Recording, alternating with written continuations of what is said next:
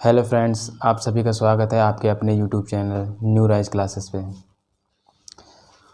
और जैसा कि आप सभी जानते हैं कि जो हमारा कल का टॉपिक यानी कि इल्तुतमिश का जो भी इनकम्प्लीट था, आज उसको हम पूरा करेंगे। कल हमने देखा था कि किस तरीके से इल्तुतमिश दिल्ली सल्तनत पर अपने एक पूरी अमीरों के साथ मिलकर कैसे सत्ता हासिल करता है और कुछ उसके निर्माण कार्यों को हमने पढ़ा था।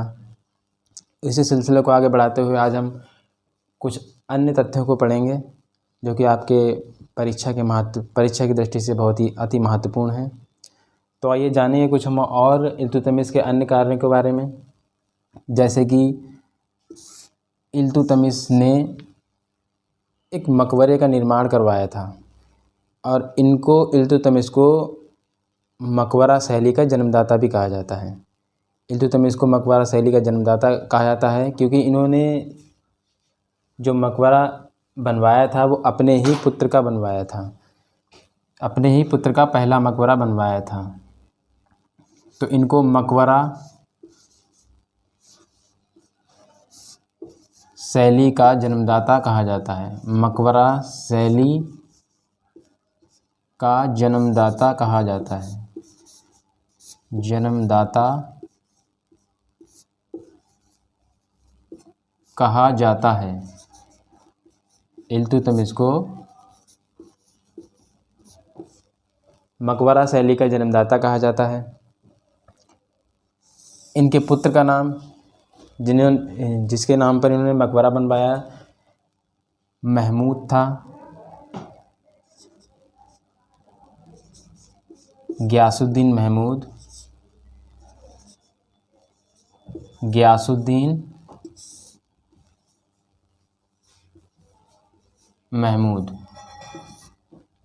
महमूद इनका पुत्र था जिसकी अचानक मृत्यु हो जाती है दोस्तों। उसकी याद में ये मकबरे का निर्माण करवाते हैं और जो कि दिल्ली सल्तनत का ये पहला मकबरा होता है और इसका नाम होता है दोस्तों सुल्तानगढ़ी का मकबरा। इसका नाम होता है दोस्तों सुल्तानगढ़ी का मकबरा। सुल्तानगढ़ी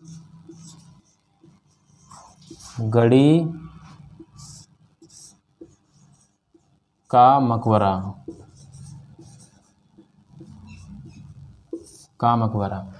तो दिल्ली सल्तनत में पहला बनने वाला मकबरा सुल्तानगढ़ी का मकबरा था। ये किसकी याद में बनवाया गया था? गियासुद्दीन महमूद, जो कि इल्तुतमिश के पुत्र हुए, उनकी याद में बनवाया गया था। एक और पुत्र का नाम आता है कुतुबुद्दीन। एक इनके दूसरे पुत्र भी, उनका भी एक नाम आता है कुतुबुद्दीन। हालांकि वो इतने महत्वपूर्ण नहीं हैं जिसके विषय में हम नहीं जानेंगे। सिर्फ नाम याद रखने से हमारा ही काम चल जाएगा कि इनके दो पुत्रों का नाम आता है गियासुद्दीन महमूद, जिनकी अचानक मृत्यु हो जाती है। इल्तुतमिश के शासनकाल में ही उनका मकबरा बनाया जाता है इल्तुतमिश के द्वारा।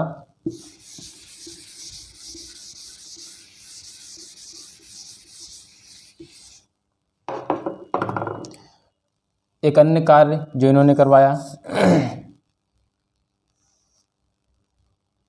अतारकीन का दरवाजे का निर्माण। अतारकीन के दरवाजे का निर्माण।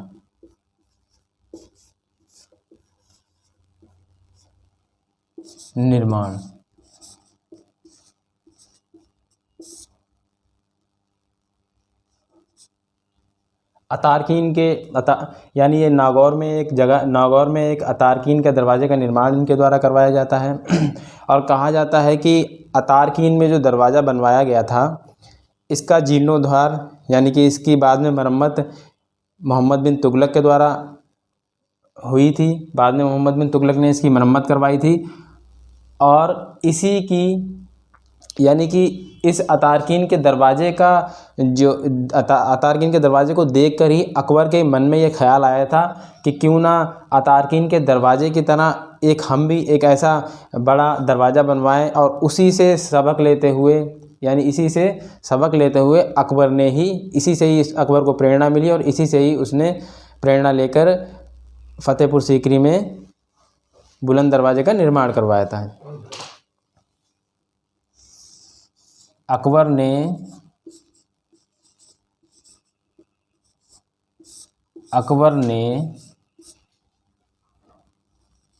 अतार्किन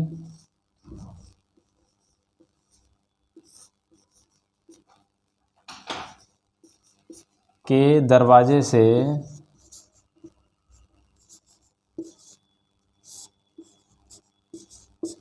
प्रेरणा लेकर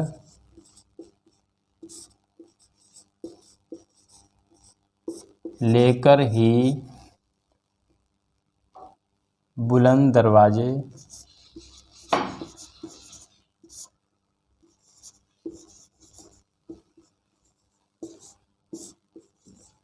का निर्माण करवाया था।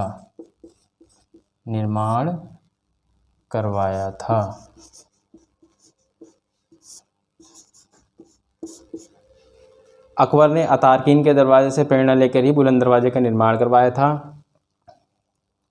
कुछ अन्य कार्यों के बारे में जानेंगे हम इनके। अजमेर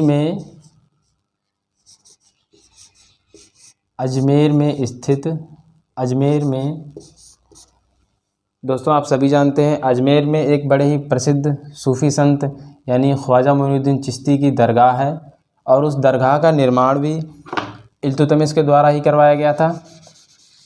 उस दरगाह का निर्माण भी इल्तुतमिश के द्वारा ही करवाया गया था। अजमेर में मोइनुद्दीन चिश्ती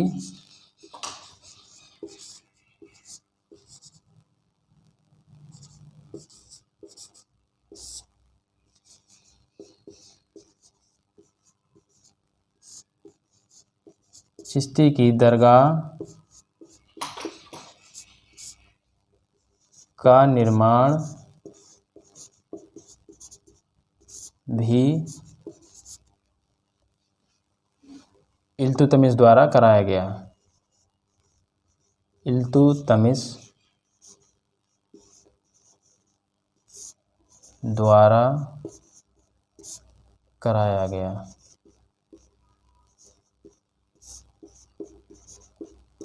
इसके अलावा दोस्तों अजमेर में ही एक जामा मस्जिद का निर्माण कराया जाता है इनके द्वारा। एक मस्जिद का निर्माण कराया जाता है।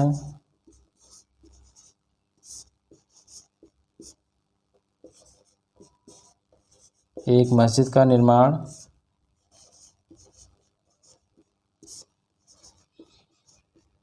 कराया जाता है। तो अजमेर में मोइनुद्दीन चिश्ती की दरगाह का निर्माण भी इल्तुतमिश द्वारा ही कराया जाता है दोस्तों। एक मस्जिद का निर्माण भी इल्तुतमिश के द्वारा ही कराया जाता है और ये कहा जाता है कि मोइनुद्दीन चिश्ती की दरगाह का जो अहाता है यानी कि जो खुला मैदान है वहाँ पर उसका जो निर्माण कार्य है वो मोहम्मद बिन तुगलक ने बाद में करवाया था, लेकिन जो दरगाह का निर्माण कार्य है वो इल्तुतमिश के द्वारा करवाया जाता है दोस्तों। और अंत में इन्होंने जो कुतुबुद्दीन ऐबक यानी जो अपना कुतुब मीनार की जिन्होंने स्थापना की थी उसका निर्माण कार्य भी इल्तुतमिश के द्वारा ही पूरा किया जाता है। कुतुब मीनार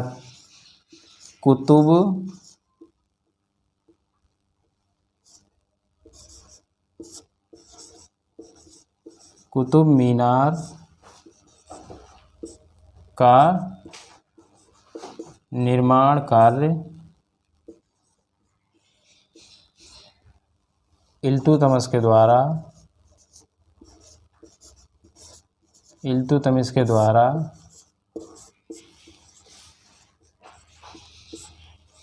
पूरा कराया जाता है। इनको मकबरा शैली का जन्मदाता भी कहा जाता है दोस्तों। और कुछ अन्य तथ्यों के बारे में जानेंगे दोस्तों इल्तुतमिश के बारे में। बर्नी के अनुसार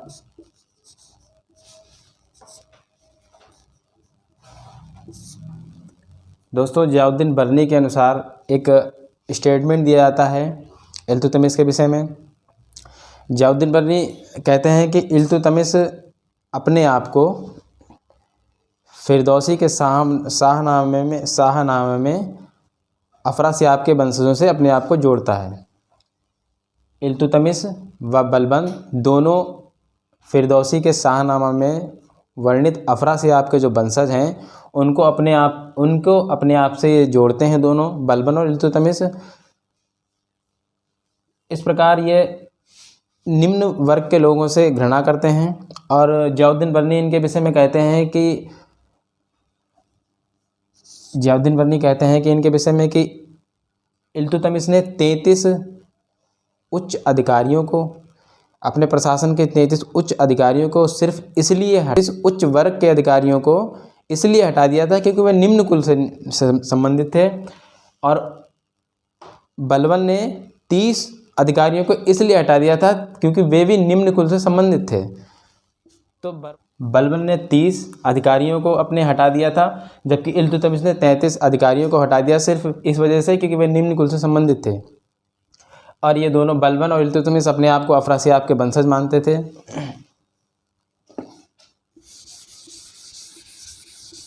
बंगाल अभियान।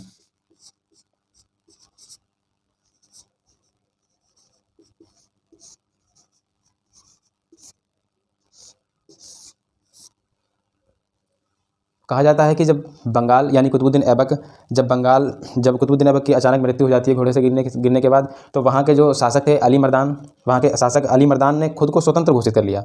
अब स्वतंत्र घोषित करने की घोषणा उन्होंने कर दी। 2221 में खिलजी सरदार 2221 में खिलजी सरदार आते हैं, हिसामुद्दीन ऐवाज। हिसामुद्दीन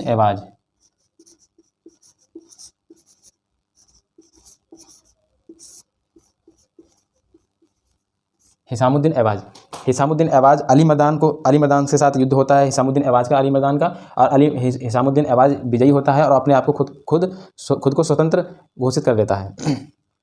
जब इसका पता इल्तुतमिश को चलता है तो इल्तुतमिश अपनी सेना लेकर बंगाल पर चढ़ाई कर देता है। तो 1221 में बंगाल अभियान होता है।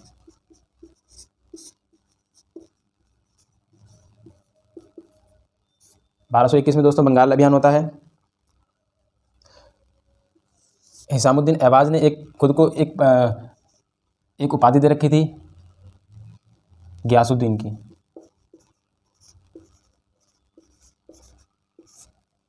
की। खुद को उपाधि दे रखी थी और बंगाल पर यह सत्तारूढ़ हो जाता है। जब 1221 में बंगाल अभियान पर इल्तुतमिश आता है तो ये अपनी हार मान लेता है और आत्मसमर्पण कर देता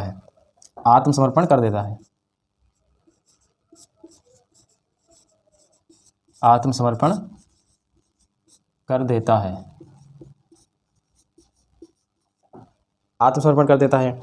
लेकिन होता क्या है दोस्तों, जब इल्तुतमिश वापस जाने लगते हैं तो वहाँ के जो इल्तुतमिश ने वहाँ को जिसका प्रभारी नियुक्त किया है यह उसको वहाँ से भगा देता है और फिर से अपने आप को वहाँ का स्वतंत्र शासक घोषित कर देता है। लेकिन दोबारा बंगाल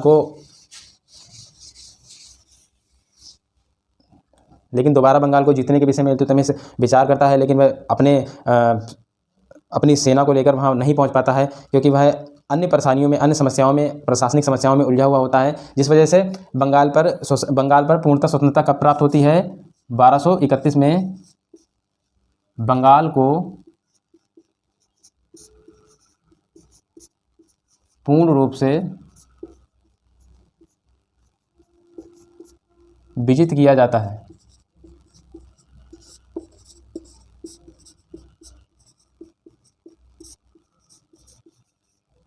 बंगाल को पूर्ण रूप से 1231 में विजित किया जाता है।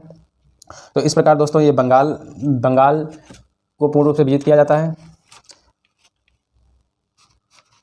आगे दोस्तों देखेंगे हम इनके रणथंभौर अभियान के बारे में।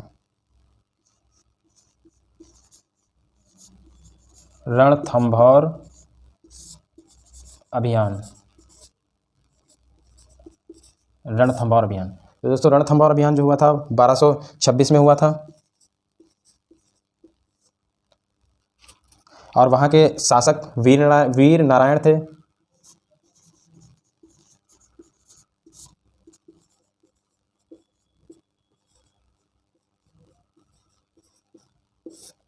दोस्तों रणथंभौर का जो अभियान हुआ था 1226 में हुआ था, वहाँ का शासक वीर नारायण थे, जिनको पराजित कर रणथंभौर पर विजय प्राप्त की गई थी इल्तुतमिश के द्वारा। इसके बाद दोस्तों देखेंगे हम ग्वालियर अभियान।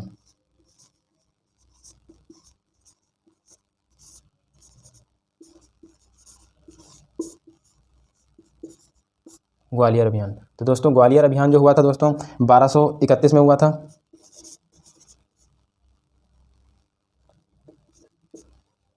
ग्वालियर अभियान दोस्तों 1231 में हुआ था और वहाँ का शासक मंगलदेव था।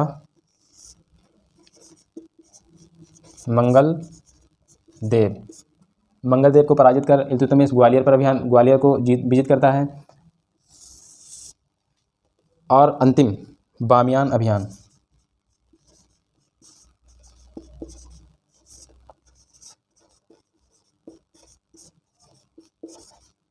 बामियान अभियान, तो दोस्तों बामियान अभियान जो है 1236 में होता है।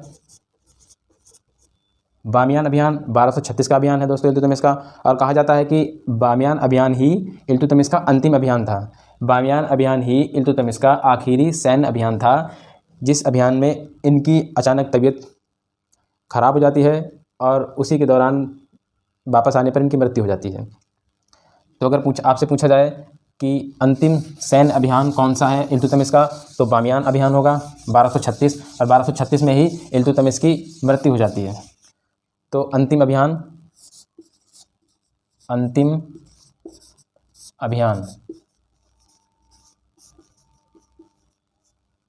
बामियान अभियान।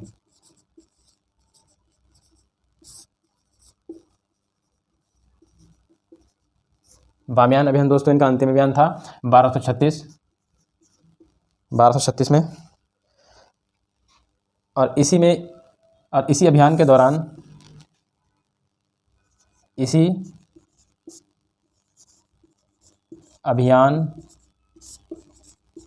दौरान इनकी अचानक हालत बिगड़ने लगती है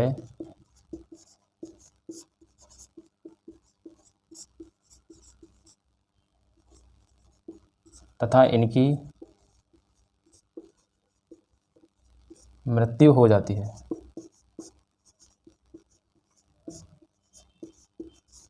तो दोस्तों बामियान अभियान इल्तुतमिश का अंतिम अभियान था।